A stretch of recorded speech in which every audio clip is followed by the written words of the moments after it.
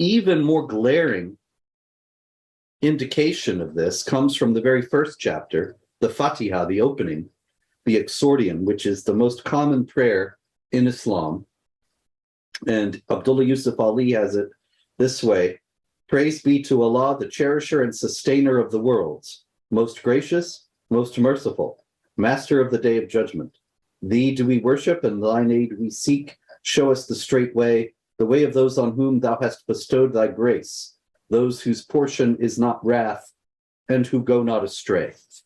Now, so it's a prayer to go on the straight path, not the path of those who have earned Allah's wrath or the path of those who have gone astray. Who are they?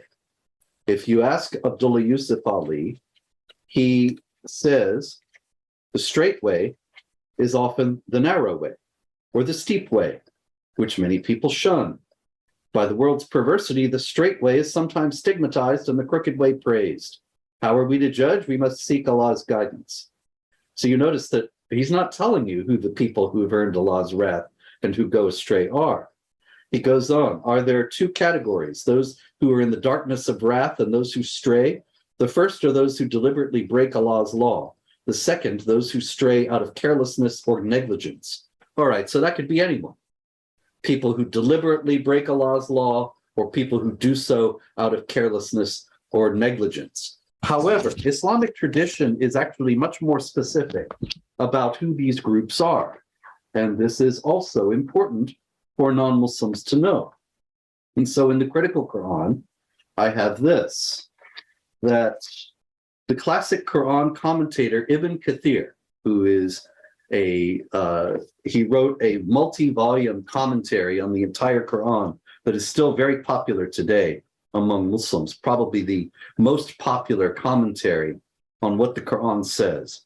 And he says that the two paths he described here are both misguided, and that those two paths are the paths of the Christians and the Jews, a fact that the believers should be aware of so that he avoids them.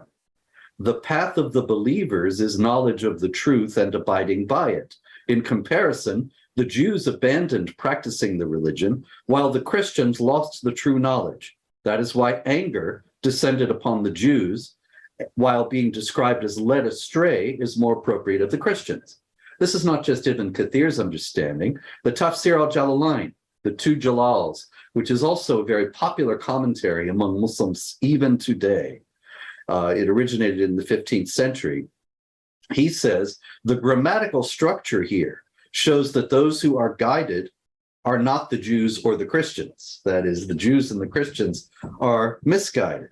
The Persian scholar Nisaburi says those who have incurred Allah's wrath are the people of negligence, and those who have gone astray are the people of immoderation. But he's actually a minority among the commentators, most of whom identify the two offending groups as being the Jews and Christians. Now, this is quite important because the Quran tells us that the people who are on the straight path are to make war against those who are not on the straight path, those who have incurred Allah's wrath and those who have gone astray.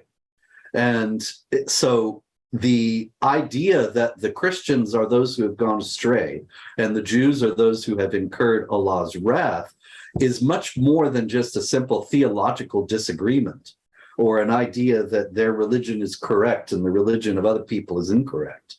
It is actually a mandate for warfare and subjugation that extends not only to the Jews and Christians, but also to all others.